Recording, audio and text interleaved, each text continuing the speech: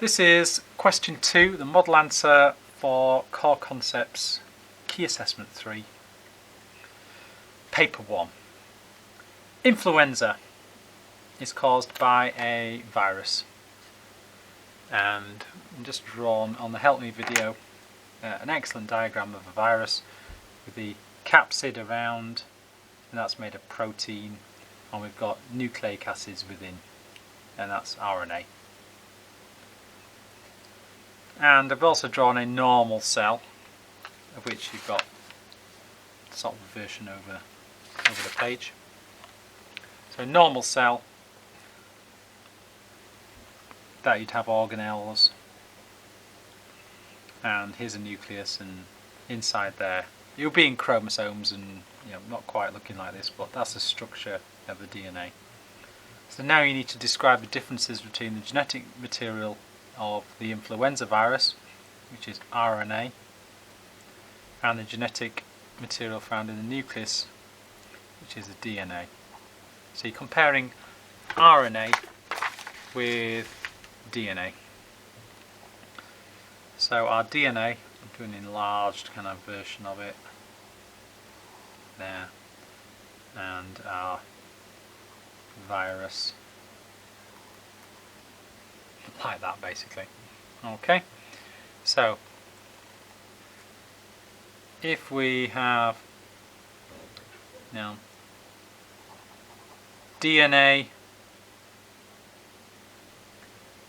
double-stranded,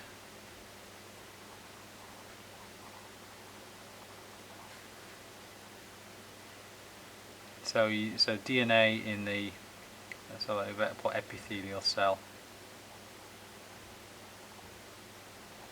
and then we've got RNA, which is the virus, single,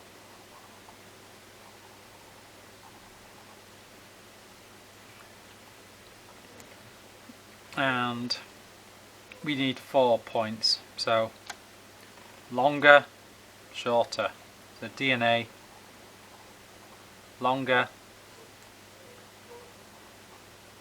shorter. What else should we say? We know the bases, so we have thymine base, uracil base, the D versus the R. What's the D against the R? It's the pentose sugar is a D. The pentose sugar is R. So this is deoxyribose sugar. This is just ribose. So that's 4 things. And we could mention a few other things possibly, but let's just give where they're located. So located in the nucleus,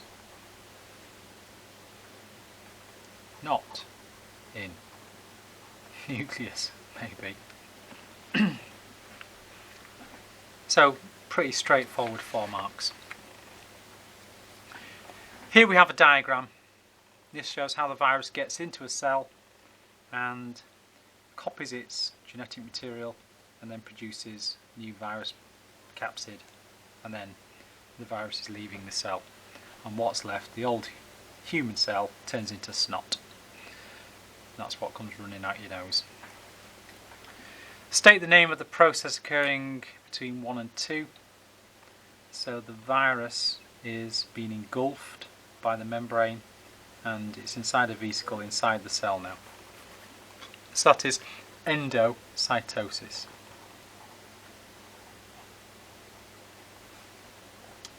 Because it's solid, we could possibly say phagocytosis.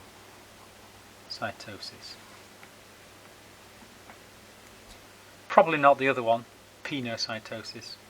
The mark scheme does say, except micropenocytosis, but you wouldn't say that. If you did say that, we'd think you'd be looking at the mark scheme. In stage 3, the capsid is broken down, viral RNA and RNA polymerase enters the nucleus and it's replicated. So we've got this and the enzyme. What happens to make it into another one as well? Use your knowledge of RNA polymerase. So we've met that in transcription. So that's the bit of knowledge that they want to describe how viral RNA is replicated. So we're just wanting making RNA. This is all about making RNA. And using our knowledge, and this is really similar to transcription. So viral RNA acts as a template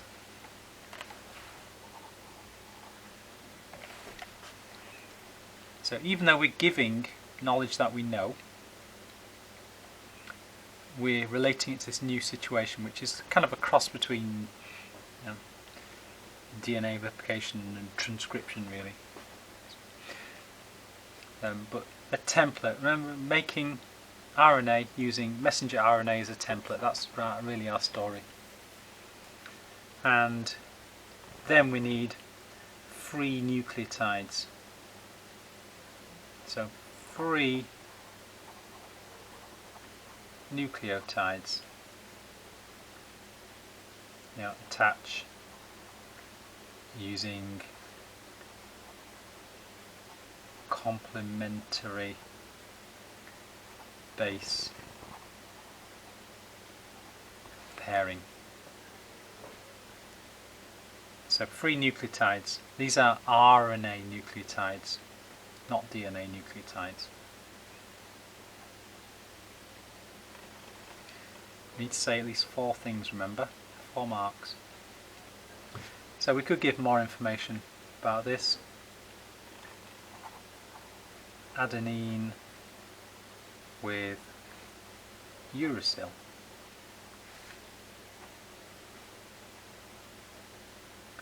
Cytosine with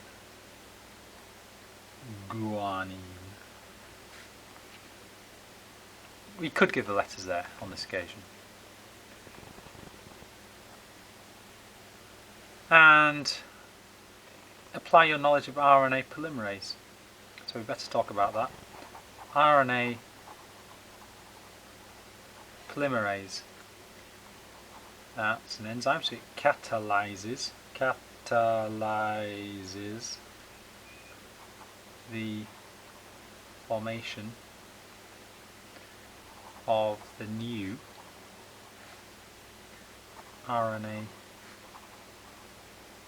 molecule. So it's making the new RNA molecule with these free nucleotides using the template of the original RNA, and it's putting them into the order using complementary base pairing, A with U, C with G. So that's just what you know, and we could give another little bit of information about what it's actually doing. It's forming the sugar phosphate backbone. So that's the difference between a free nucleotide and a polynucleotide, is that this backbone is made. So hopefully you see this is just the information that you already know, and you just need to give the relevant information for this example. Part 3. To complete the replication, the capsids need to be produced in stage 4. That should be enough, but it gives you another line just saying the same thing really. How the proteins in the capsid are produced. So we're using that genetic material, the new genetic material, to make proteins. And this is just protein synthesis. So it's stuff that we already know about. We just need to give give the relevant information.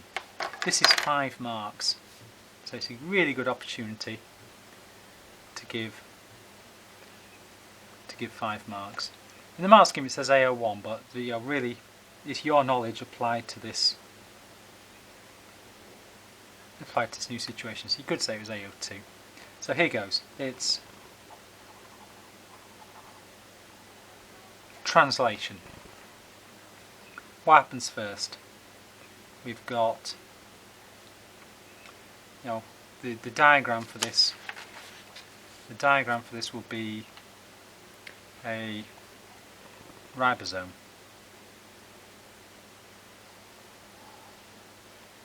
And we'd have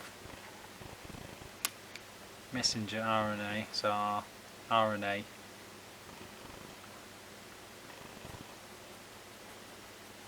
in the ribosome. We would have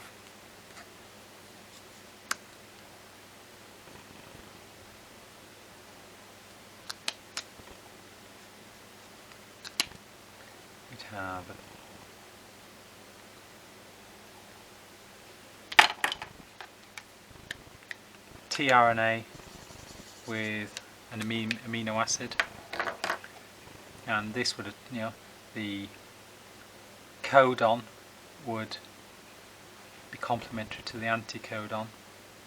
So this is the codon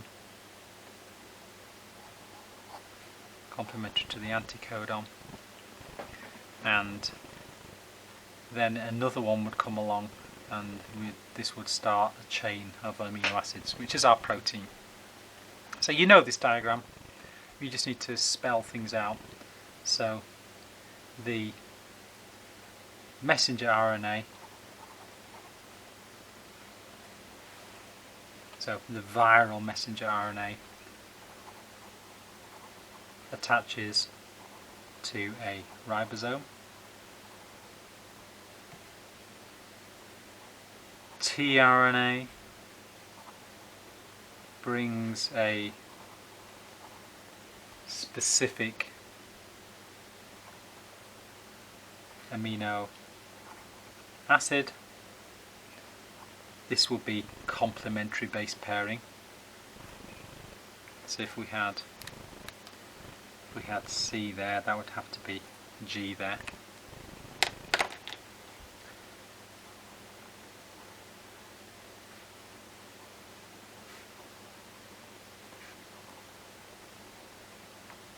Complementary base pairing between the codon, anticodon. We would say that this would actually have 2 tRNAs. So ribosome can fit 2 times the tRNAs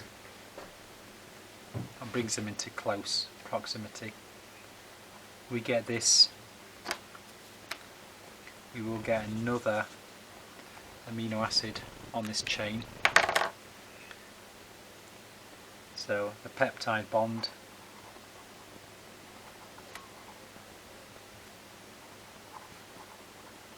forms between the 2 amino acids, and then the ribosome moves along, so this chain just gets longer and longer. This tRNA minus it will separate from its amino acid, and that will go off, and this chain will start getting longer and longer. So the ribosome moves to the next codon along.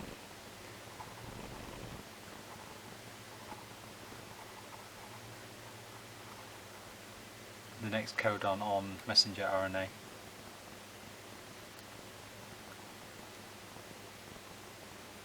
That's the basics of it. So 1, 2, 3, 4, 5, 6, 7 things there. And we could even mention what might happen next. So we know this capsid needs to have its structure fully processed or folded maybe in the Golgi. So more modification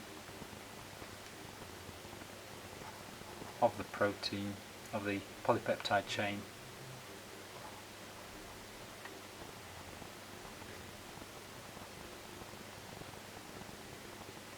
e.g. folding in the Golgi.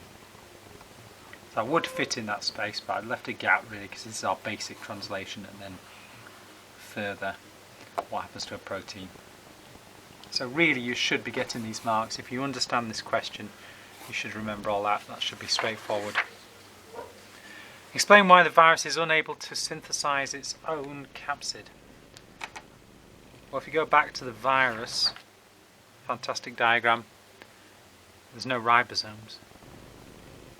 So there's a problem there. It needs these ribosomes and endoplasmic reticulum in this cell. So 2 marks though, we need to say a little bit more than that. It does not have any ribosomes.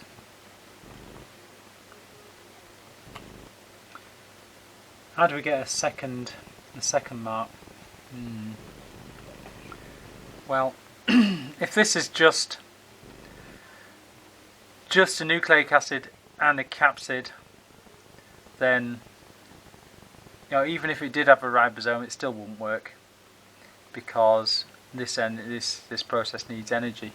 So the sneaky little extra mark is it doesn't have any mitochondria to produce ATP for this process.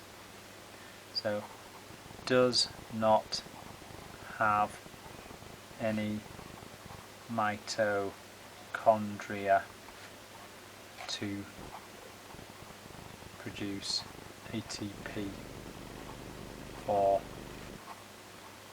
the process. Not quite sure I would have thought of that first time round asking this question. So hopefully when you look through this question you see things that are from your notes. You don't see anything new. And so when you do the questions next time, always think, well, it's stuff that I know about that way, that I need to use. 16 marks.